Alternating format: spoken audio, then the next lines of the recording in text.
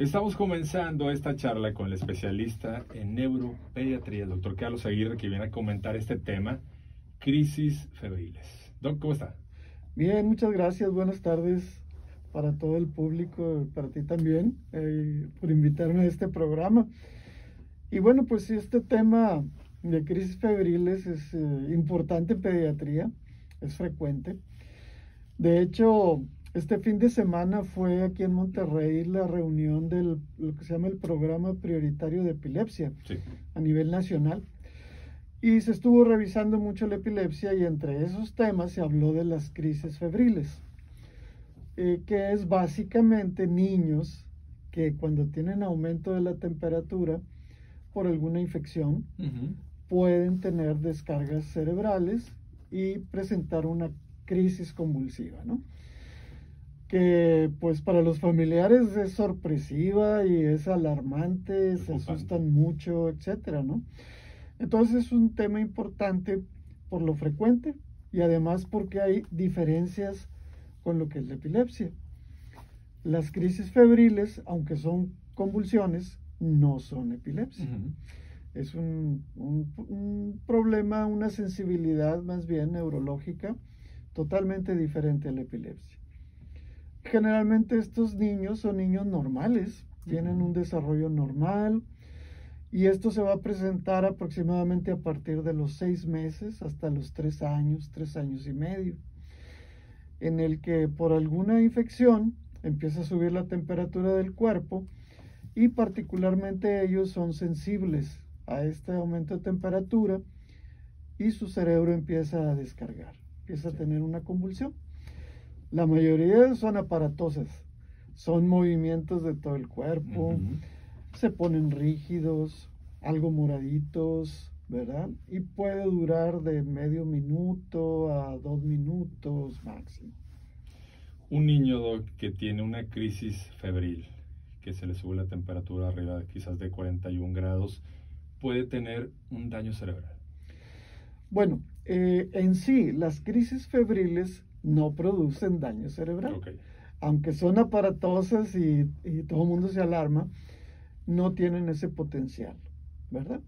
Entonces, pues los médicos lo que debemos hacer inicialmente pues es definir si es la primera vez que este niño convulsiona por fiebre, asegurarnos de que la infección que trae el niño obviamente no esté dentro del cerebro, ¿verdad? Que no tenga una infección importante, meningitis, encefalitis, ¿no?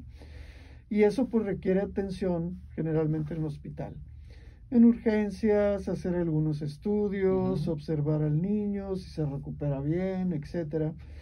Y si descartamos esa posibilidad, pues ya nos quedamos tranquilos, ¿verdad?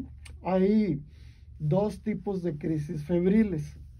Unas que llamamos simples, que son cortas, o sea, de algunos segundos de duración, máximo 2 minutos, que son de todo el cuerpo, y que cuando pasa el niño se recupera completamente, vuelve como si nada hubiera pasado. Y lo que llamamos crisis febriles complejas, que esas son un poquito más delicadas, porque se pueden presentar nada más en la mitad del cuerpo, o en un brazo, o en una pierna. Pueden durar 10 minutos, 15 minutos, más tiempo, y a veces el estado neurológico del niño no es normal. Entonces, cuando esto se presenta, ahí sí se requiere hacer estudios de neurología, electroencefalograma, algún TAC o resonancia, para descartar problemas serios. Si son crisis simples, como las primeras que mencioné, generalmente no requieren ningún tipo de estudio especializado. Y son crisis que por lo general van a quitarse prácticamente con la edad sin ningún tratamiento. A veces sí damos tratamiento en las crisis complejas, cuando tienen pues estudios anormales o que hay, por ejemplo, historia en la familia de epilepsia, ¿verdad? Ahí sí. Y creo que una cosa bien importante es qué hacer en el momento de una crisis en un niño pequeño, porque como te digo, esto puede sorprender a todo mundo, puede ser entre la noche, ¿verdad? Entonces, las recomendaciones son básicas, es uno, conservar la calma. ¿Por qué decimos esto? Porque a veces las personas sienten que el niño no está respirando o que va a tener un paro cardíaco, pero esto no sucede. Durante una crisis convulsiva, el corazón, la respiración son automáticos, siguen funcionando. Entonces hay que conservar la calma para observar qué está pasando, poner al paciente en posición de lado, costadito de lado, obviamente que no se golpee al mover esa cabeza bruscamente, que no tenga golpecitos, y checar el tiempo. Porque ahí está la clave de qué vamos a hacer enseguida. Como les digo, el 90% duran menos de 5 minutos, no hay que ir al hospital. Pero si ya está durando más de 5 o 10 minutos, ya va a ser una crisis compleja y tiene que atenderse en hospital. Ahorita platicado que, bueno, un niño con crisis febril puede tener una epilepsia. ¿Cuál sería la diferencia entre una crisis convulsiva y una epilepsia? Bien, crisis convulsiva es un término que de hecho tratamos los especialistas de ya no utilizar, sino más bien de hablar de crisis epilépticas. Y las crisis epilépticas se caracterizan porque pueden venir sin ningún desencadenante, o sea, sin fiebre, sin un golpe, nada, de pronto nada más, y tienden a repetirse. Entonces, eso es lo que llamamos epilepsia. Las crisis febriles no son epilepsia porque son desencadenadas por la fiebre, claro, nada más. Y eventualmente sabemos que en cierto momento del desarrollo van a desaparecer solas, sin ningún tipo de tratamiento. En cambio, la epilepsia sí requiere un tratamiento a largo plazo. Los papás, las mamás sobre todo, pues ya van conociendo a sus niños, saben cuando empiezan que están enfermitos, etcétera. Entonces, inmediatamente tener a la mano un termómetro y medicamentos para bajar la temperatura de uso normal, paracetamol, ibuprofeno, en gotitas, suspensión, tener al niño fresco, incluso dar un bañito con agua templadita, ¿verdad? Para que el calor fluya y no se acumule en el cuerpo, y esto previene las crisis.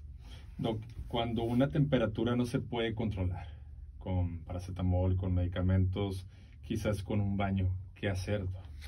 Bueno, cuando una temperatura, nosotros decimos medios físicos, quiere decir que vamos a poner fresco al niño, ¿no? En el ambiente, quitándole ropa caliente, dando un bañito. Y medios químicos serían los medicamentos. Las presentaciones, por ejemplo, supositorio rectal es lo más rápido que hay, ¿verdad? Porque se absorbe directamente del intestino grueso. Si esto no cede, vamos a decir que damos otra dosis de medicamento oral. Si no cede y el niño ya tiene temperaturas de 38, 39, 40, sospechamos alguna infección, pues de cierta relevancia.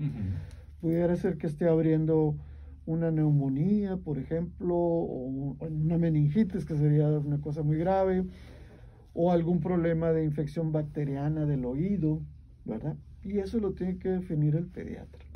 Excelente información, Doc, recomendaciones que nos brinda, y bueno, es un tema que sin duda alguna podemos seguir tratando, y le agradezco bastante que esté con nosotros. Maneja redes sociales, Doc, y también un número de contacto. Sí, cómo no. Tengo pues unas páginas de Facebook que pueden encontrar con mi nombre, Carlos G. Aguirre Velázquez, o neuropediatra en Monterrey. Y mi teléfono del consultorio es el 81 16 46 76 48. Consultorio aquí en Monterrey, en Wellmedic. Además tengo un consultorio en Matamoros, donde atendemos a la gente de Tamaulipas y Valle de Texas. Ahí el teléfono es el 868-8123-000. Así es, le recordamos a la gente, se pueden comunicar con el doctor Carlos Aguirre, un especialista en neuropediatría, y bueno, está en Monterrey y en Matamoros, Tamaulipas. Los números son en Monterrey, Nuevo León, 81 16 46 76 48, y en Matamoros, Tamaulipas, el número es 868-81-2300. Doc, le agradezco bastante. Muchas gracias. Saludos a todo el auditorio.